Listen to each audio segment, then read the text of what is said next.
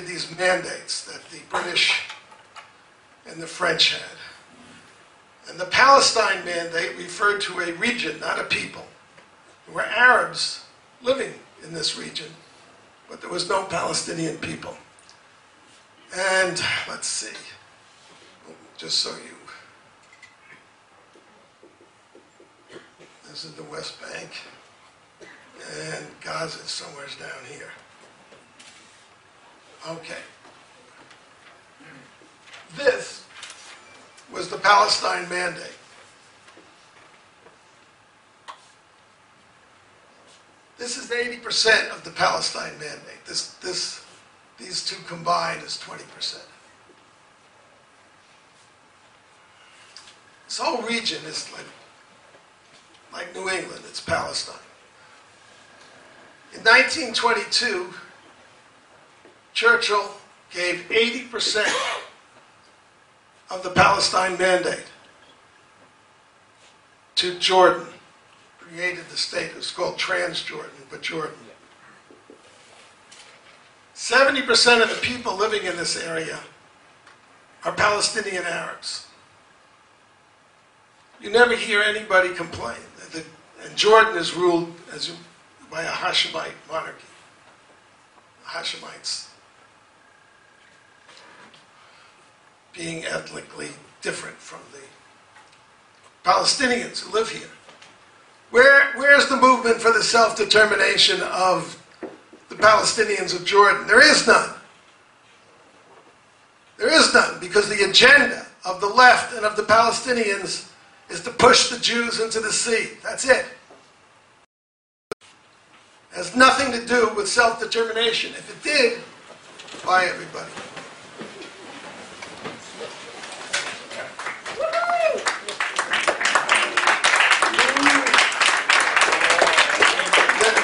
Supposed to be college students. Right, they're supposed to be learning something. Open-minded. Yeah. Unfortunate. Really open-minded. They're open-minded.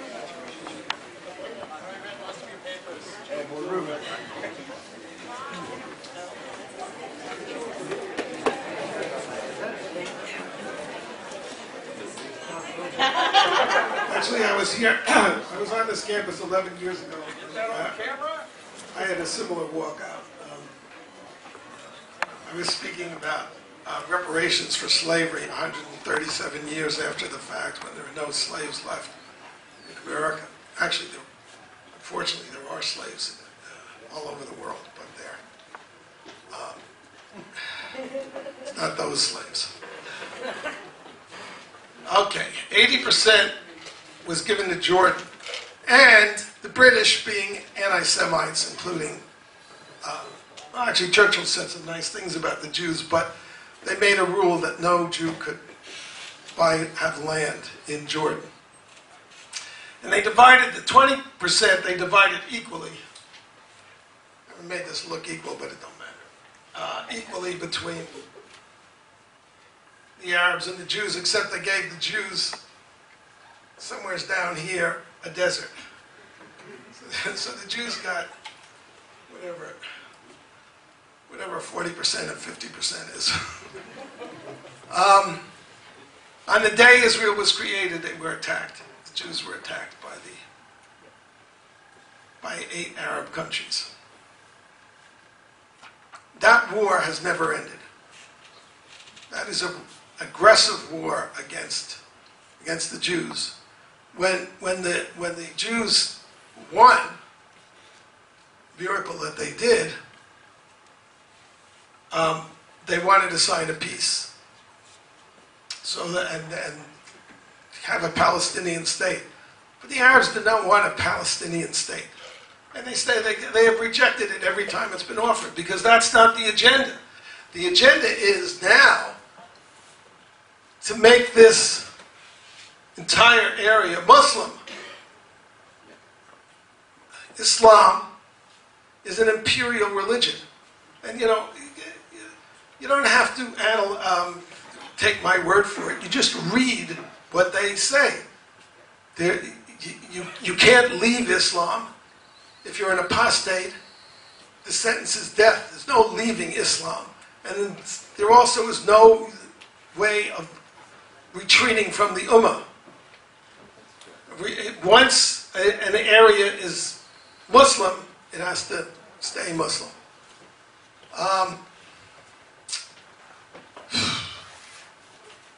Now what happened in 1949 when this war was over? Egypt annexed Gaza. This is Egypt. Well, whatever. Egypt annexed Gaza, swallowed it, disappeared. And Jordan annexed the entire West Bank. It became part of Jordan. Not a peep out of the entire Arab world about the annexation of Gaza and the annexation of Jordan. Because it's not about self-determination for the Palestinians, or the Arabs for that matter. It's about getting rid of the Jews. And the slogan of the Arabs was, push the Jews into the sea. That was the actual slogan. The founder of the Muslim Brotherhood, Hassan al-Banna, was an admirer of Hitler, who translated Mein Kampf into Arabic in the 30s, said in 1948, if the Jews get a state in Israel, Islam will push the Jews into the sea. That's the agenda. In 1964, the West Bank was still part of Jordan, and Gaza was still part of Egypt. The Palestine Liberation Organization was formed. You can read their document on the internet. You will not find a word about liberating the Palestinians of the West Bank, self-determination for them, or for Gaza. It's all about obliterating the Zionists, Israel. That's who these people are.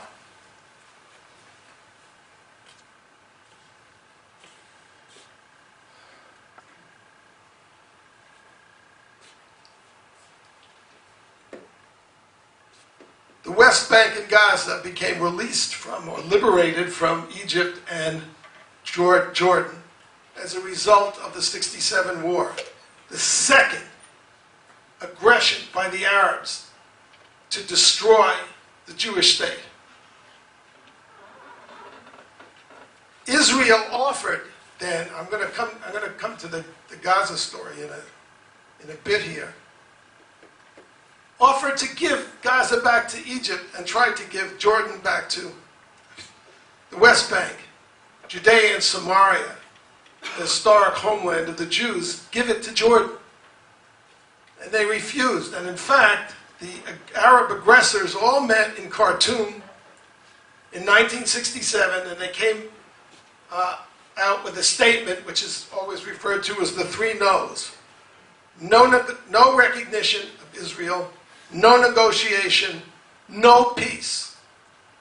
And that's why Israeli troops are stationed here in these areas. So there is technically there's an occupation in that sense.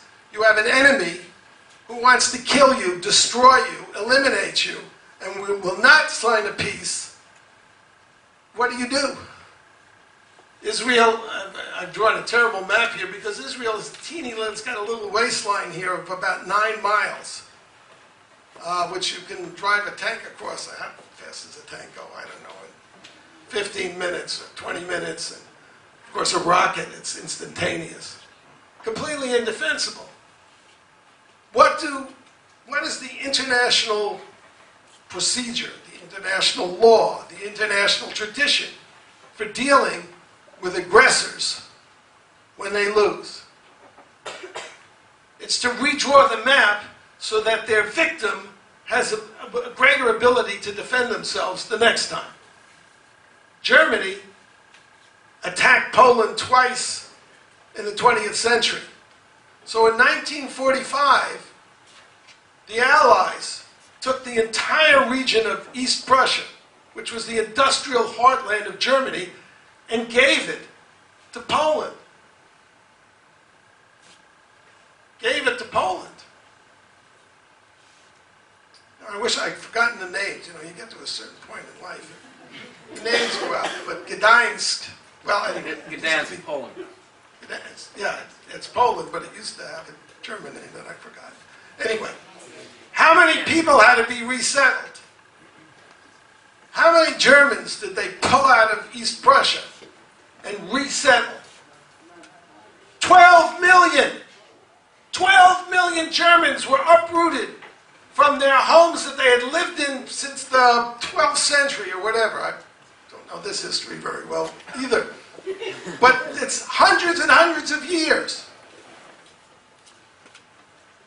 And nobody complained. If the Jews had acted the way other nations act, in 1967, they would have annexed the West Bank and they would have moved all the Arabs into Jordan where they belong. Well, they didn't do that. The Jews try to be nice. If we're nice to them, they'll be nice to us. No, they won't. They hate you. When Israel controlled the West Bank and Gaza in the 70s and 80s, they poured hundreds of millions of dollars into these territories. They created universities. They got out when again, Israeli politicians are as much responsible for this. You cannot blame this on Clinton. The Oslo Accords, which were pushed by the left. The Oslo Accords brought Arafat, a terrorist, back from Tunisia, where he was in exile, and gave him control. I mean, I had to pinch myself when I read the statistics. But within 6 months, the standard of living in Gaza declined by 25%, and the unemployment rate went from 10 to 40%. These are, not only are these evil people, the real oppressors of Palestinians, which is Hamas, the PLO, the Arab states, but they're incredibly corrupt. 90% of the jobs in Gaza today are government jobs. I won't make a joke about that. And it's not like these are the malicious intent towards the Jews, the hatred for the Jews, the kill the Jews mentality. It's not like it's extraneous to this struggle. It is this struggle. The father of Palestinian nationalism was Haj Amin al-Husseini, the Grand Mufti of Jerusalem, who led massacres of the Jews in the 20s and 30s because they were Jews, before the creation of the State of Israel. He was a Nazi. He went to Berlin, literally a Nazi. He went to Berlin to serve Hitler. He was a protege, by the way, of Hassan al-Banna, the founder of the Muslim Brotherhood. He went to Berlin and recruited an Arab legion to fight for Hitler. And he also drew up his own plans to create an Auschwitz, death camps, in the Middle East. And the only reason that those plans weren't implemented was because of the defeat of Rommel and Al-Alamein. Today, he is honored as the George Washington of the Palestinians. There's holidays in his honor. Haj Amin al-Husseini. This is a Nazi movement. The quotes I read you at the outset are Nazi quotes. The difference is this. Hitler hid his plans for a final solution from the German people because he thought they were too civilized to accept them. The Palestinians and the Iranians, who were, they're not Arabs, but the Iranians, they shouted from the rooftops. And where's the great dissent in the Muslim world? Look, Sorry, Arlen.